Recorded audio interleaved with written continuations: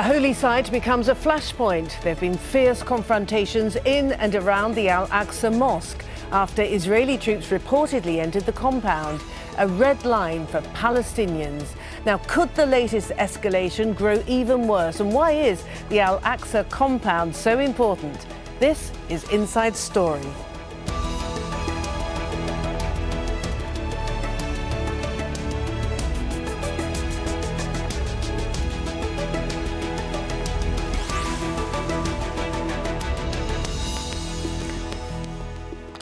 Hello and welcome to the programme. I'm Martine Dennis. Today we look at the growing tension surrounding Islam's third holiest site, the Al-Aqsa compound, which contains the mosque and the Dome of the Rock. Now, over the last few weeks, Israeli security forces and Palestinian protesters have fought each other at the site in Jerusalem. And for the first time since 1967, the Israeli authorities closed Al-Aqsa Mosque to worshippers and visitors before reopening it a few hours later. But the situation has become so tense that Jordan, which administers the compound, has recalled its ambassador to Israel after reports that Israeli security officers actually entered the mosque. Well, in a sign also that the violence could be spreading, police say a van with a Palestinian licence plate deliberately ran over 3 Israeli soldiers in the occupied West Bank, injuring one of them seriously. Earlier on Wednesday, there'd been Israeli demonstrations after a car rammed into pedestrians waiting at a tram stop in Jerusalem. The Palestinian driver was shot dead by police. I feel safer today that I see that they have the roadblocks. I hope that I don't have to stand behind them all the time, but at least you know they're there. I see that they have 3 different kinds of security, from the light rail, from the police, and from the army.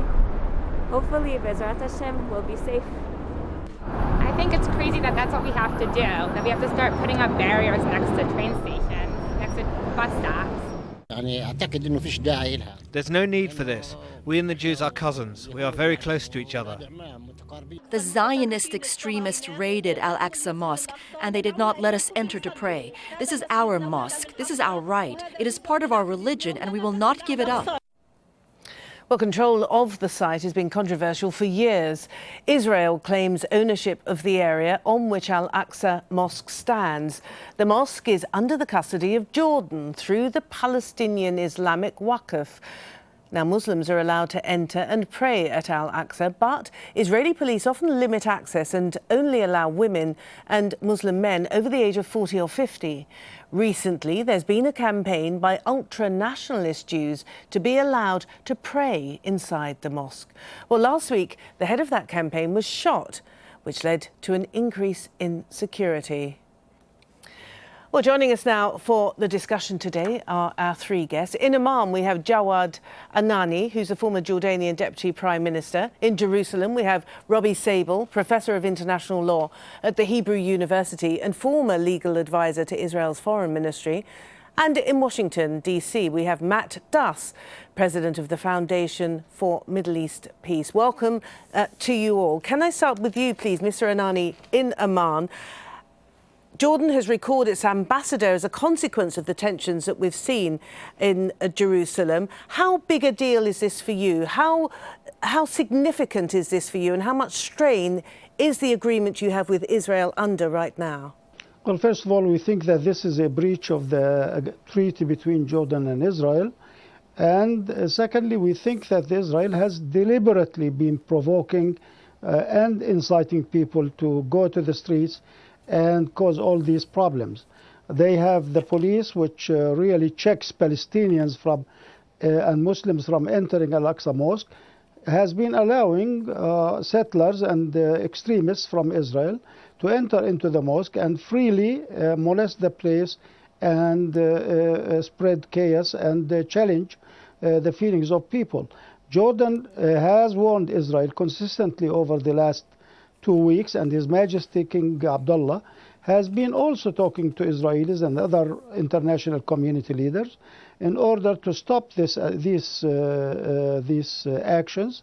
Israeli government has made more than one statement saying that it will keep the current status quo as is in Jerusalem, but consistently we see that under the protection of Israeli police, settlers have been going into the mosque and provoking people's feelings. Jordan, which is at the heart of the battle and avant-garde for fighting terrorism in the region, believes strongly that such actions support terrorism and the fertile soil for recruiting more extremists in the Arab world. And Mr. Sable, can I move on to you? Mr. Anani, thank you. Mr. Sable, can I move on to you then and ask why Israel is prepared to risk a relationship that it has with Jordan in a rather unfriendly neighbourhood, shall we say? You don't have many friends, and yet you're prepared, it seems, to put this relationship with Jordan on the line. We treasure and respect our relationship with Jordan and with the Muslim world. And the tragedy here is there are certain elements of the Palestinians who are trying to turn what is basically a territorial dispute between us and the Palestinians into a religious dispute, and it is not a religious dispute. So would there you is no say dispute between Judaism and Muslim. Would you and say, if I can continue, we respect Muslim rights in the Al-Aqsa Mosque. No Israelis enter it.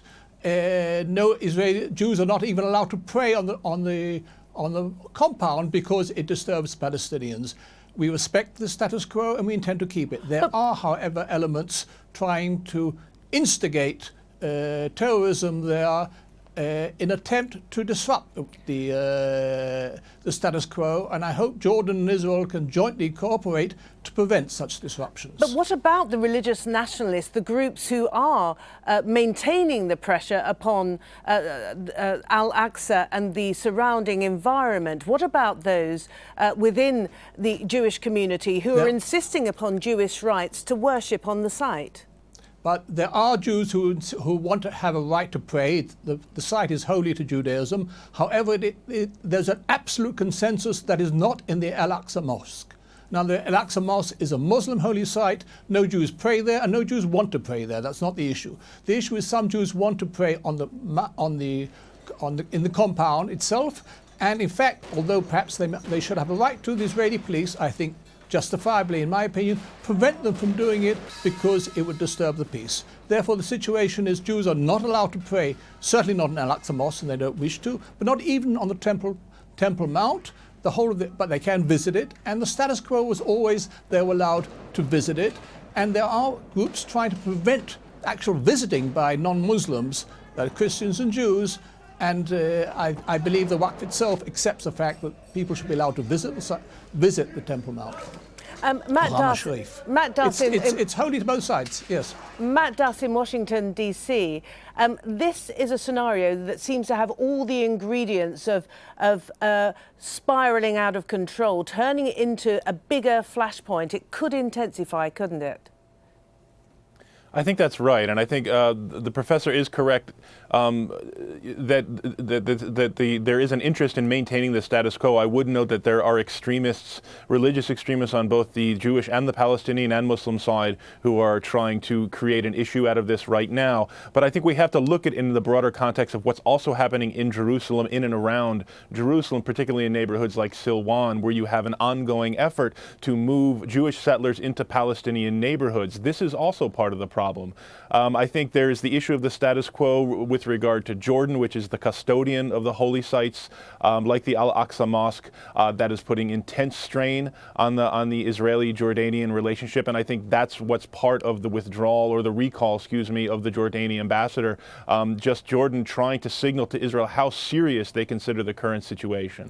And then, Mr. Sable, it would appear then that despite you're referring to the group of nationalists who want to increase their rights of access to the Al-Aqsa compound, it would appear that they're having a much greater impact upon Israeli policy right now. Is it the fact then that the government of Benjamin Netanyahu is being held hostage almost, or is certainly allowing them to hold sway in Israel at the moment? I think the proof is, of course, I'm not a government spokesman, is the government has declared unequivocally, the status quo will be maintained.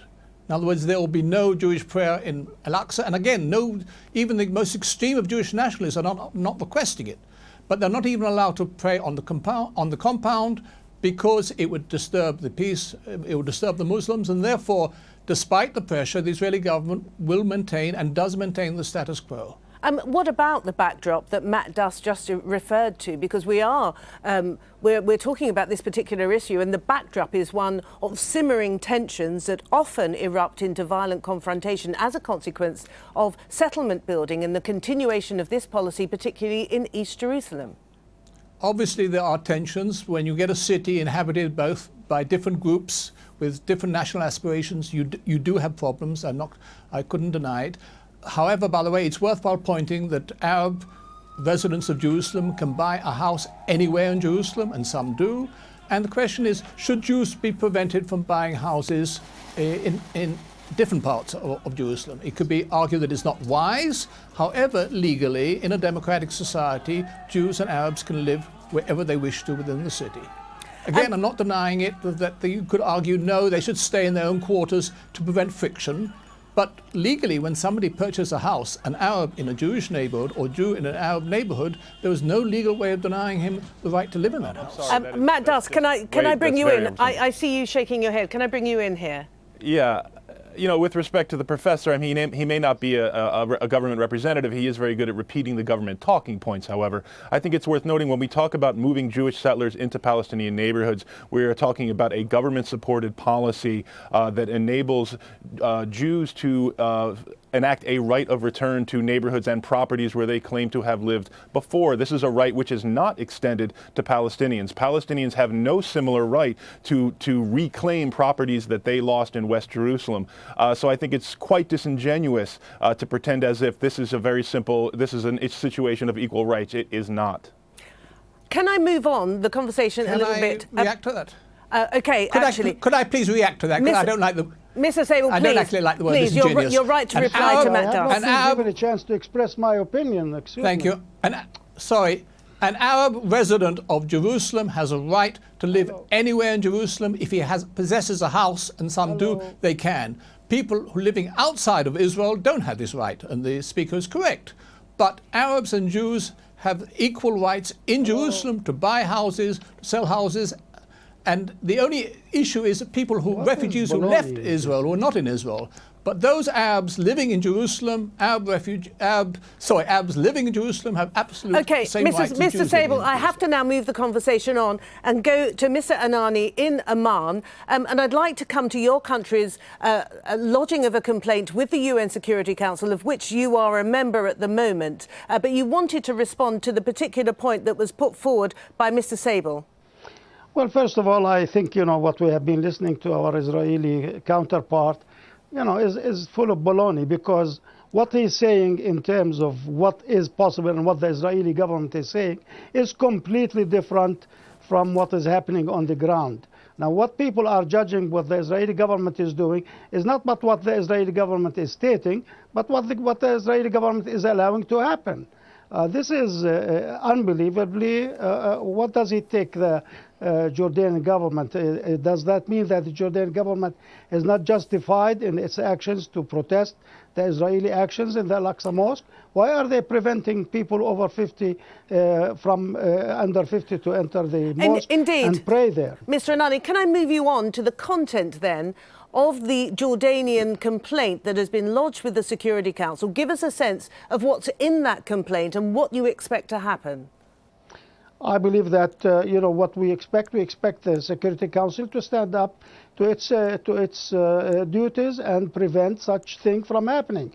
We all know that what the Israeli actions is doing is fueling extremism in this part of the world. And the United States is leading an international coalition to fight extremism. Why are we allowing Israel to do all these actions which do nothing but fuel the situation and adds more costs and more blood and elongates wars? Can I ask you then? What is it exactly that the United States and other permanent members want? How far is Jordan prepared to go in order to express its anger at the current situation surrounding Al-Aqsa Mosque? Are you prepared to tear up the 1994 peace treaty with Israel? Well, there are steps that must be taken gradually and depending on how the Israeli government is going to do and behave as far as these holy places are concerned. As you know that these constitute a very strong red line, not only for Jordan, but for the whole Arab world and the Muslim world. Now, what we expect is that we have to expect that people in Jordan feel extremely strongly about what Israel is doing, and they have the right to ask their governments to take care of this, to escalate their reactions gradually. I don't know what will happen in the future, whether ultimately we will break out the treaty with Israel, but that's not right now on the plate. Jordan is watching what the Israeli government is going to do, not also in statements or pronouncements, but in terms of action. Will they allow prayers to go back there? Will they maintain the status quo? Will they stop digging under the Al-Aqsa Mosque? What are they going to do? Thank you very much. We believe that Israel has a consistent plan. I'm really afraid that we're working against the clock here. So can I go to Mr. Sable then and say to you that despite the assurances that seem to be coming from the Israeli government, and I realise you're not a government spokesman, it does appear to most people on the outside that the Israeli government is in the clutches of the far right within the coalition and indeed the group of ultra-nationalists, religious nationalists, who seem to be pushing Israel almost to the point perhaps of another intifada? Can I end on, well, I don't know whether I'm ending, can I raise what I think is an optimistic point? It's in the Israeli government's interest to see quiet. It's in the interest, I believe, of the Jordanian government and of the moderate Palestinians. I think a combination of all of us can make sure this is not turned into a religious conflict. It's something we've avoided for all the years. It's something Jordan doesn't want. It's something the moderate Palestinian leadership doesn't want. There are elements that do want to turn this into a religious conflict. It's not a religious conflict, and it can be solved. But the second intifada was sparked, wasn't it, as a consequence of Ariel Sharon entering the Al-Aqsa compound. That led to a great deal of loss of life. I'm not sure it was that, or that, again, even then, it was certain Palestinian elements who took advantage of that who don't want to see a settlement. But luckily, the majority of the Palestinians want to see a settlement, peaceful settlement. Jordan, I know, wants to see it. The United States certainly does it. And together we can prevent this being turned into a conflagration. There are people trying to throw oil onto the fire, and that has to be prevented. Mr. Anani, I saw you shaking your head as well at what Mr. Sable had to say. What's your contribution? Of course. He is really trying to blame some elements on the Palestinian side. But what are the Israelis doing? They are giving those extreme elements every chance to prove that they are right, because of the Israeli government actions and because of the Israeli extremist actions inside the Al-Aqsa Mosque. Now, if the Israelis really respect Jordanians' protection and custodianship of the Al-Aqsa Mosque, why are they allowing those people to go in without at least consulting with the Jordanian government before that? Not only to facilitate such atrocities, but at least to coordinate. They have never done that. The only thing that we do is that when we protest against Israeli actions, then they come up with pronouncements to soothe our egos and to reassure us. But next week or 2 days later, something else happens, and we see new boots on the ground in Al-Aqsa Mosque. Such a thing is really extremely provocative. I cannot equate the Israeli actions with some of the, as my Israeli counterpart says, that there are Palestinian extremists who have interest in seeing that. That's not true. Israel is providing everybody with a very good reason to be angry, including moderate Arabs and moderate Muslims. Matt Duss, can I turn to you in Washington, D.C., and just explore a little bit about the possible impact of the midterm elections and President Obama losing control of his entire Congress now, and what kind of effect that is likely to have on foreign policy and specifically, of course, the peace process? Well, it's interesting. I think clearly the results of yesterday's election, or I'm sorry, the day before Tuesday's election, were not good for President Obama, putting the Congress under the full control of the opposition party, the Republicans. But foreign policy is an area where the president does have a great deal of power. So while I think the new Congress can create problems and create pressure on him, there's not much they can do if the president is set on a course. I do want to take a moment and just agree with what Professor Sabel said. I think we all have an interest in preventing this from becoming a religious conflict. I do also want to note, however, that we keep using this term status quo as if the status quo were a stable, peaceful one. It is not. It is a deteriorating status quo. While there might be stretches of calm, there is a great deal of kindling, and it just takes one small event like trespassing in the Al-Aqsa Mosque, or some other event, a death or the expulsion of a Palestinian family by settlers in Palestinian neighborhoods, as it often goes on, to create a larger spiral of violence. So I think the only way we're going to address this is through a broader, peaceful resolution that ends the occupation and eventually, as I hope, will enable access by Jews, Christians, Muslims, all to their holy sites. But that's only going to happen in the context of a much larger resolution of this conflict. Indeed, Mr. Sabel, in Jerusalem, all of what we've discussed today is a consequence, isn't it, of occupation? I think it's a consequence of those elements that don't want to see a peaceful solution. After all, the conflict started before '67, when nobody claimed there was any occupation. Luckily, there are elements, the major elements among the Palestinians who want to see a solution. Jordan is helping, Egypt is helping, United States and Israel has a strong interest in seeing a strong United States can solve the problem. But we do have elements, we have Hamas and other extreme elements who don't want to see any settlement. And that is a cause of the worry, not where the territorial dispute can be settled. We're talking about a couple of miles of a territorial dispute. That can be settled, but we need acceptance by all sides that there must be a peaceful solution. Mr. Anani, in Amman, with relations between Israel and the United States at arguably an all-time low, given the testy state of relations between them, where do you see an outside influence? Where do you see leverage coming for good in order to resolve this situation? Yes, I believe that this is the time, exactly the most opportune time to press upon Israel and upon all concerned parties that they should go back to the table. They should resolve this issue in totality, and then everything can be arranged under that arrangement. But Israel is trying to change the status quo inside Jerusalem in its favor and to create a fait accompli situation, as they have been doing for a long time in terms of settlement and so on. So everybody in the world is telling Israel that they should not take unilateral action that would change the situation on the ground, but they have been doing that. And then they say the extremist Palestinians are not conducive to the peace process. Okay, let's agree that we should all go back to the table with good intentions and positive attitudes and try to resolve this. I agree with my counterpart in Washington, D.C., that the only way to solve this issue once and for all is by concluding a peace agreement that would lead to the creation of a Palestinian state that lives side by side in peace with Israel, and all these problems can find an amicable solution that will be satisfactory to all parties. And going back to you then, Matt Duss in Washington, given that you've said that foreign policy is pretty much in the hands of the White House, how much of a commitment would you say there is from the tail end of the Obama administration? He's got 2 years left.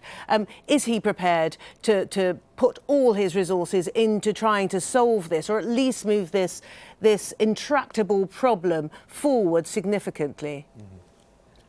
Well, I think that remains to be seen with regard to the president. He clearly has quite a bit on his plate, both domestically and regionally, with the effort against ISIS, the nuclear deal with Iran. But I know that both he and, in particular, Secretary of State John Kerry both see this as an issue where the United States has an extremely important role to play.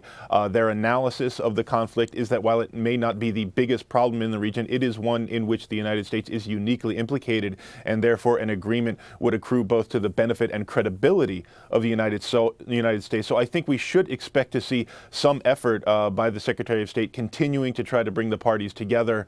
And if that moves forward, I think we could see at some point a greater personal investment by President Obama himself. OK, I have to end it there. Gentlemen, thank you all very much indeed. Matt Duss in Washington, Robbie Sable in Jerusalem, and, of course, Jawad Anani in Amman. Thank you all very much indeed for talking to us here on Inside Story. And thank you, of course, for watching. And remember, you can always add your voice to the discussion. You can leave your comments on our Facebook page, facebook.com/AJ Inside Story. Or, of course, there's Twitter. Our handle is @AJ Inside Story. I'm Martine Dennis. Thanks for watching. Bye for now.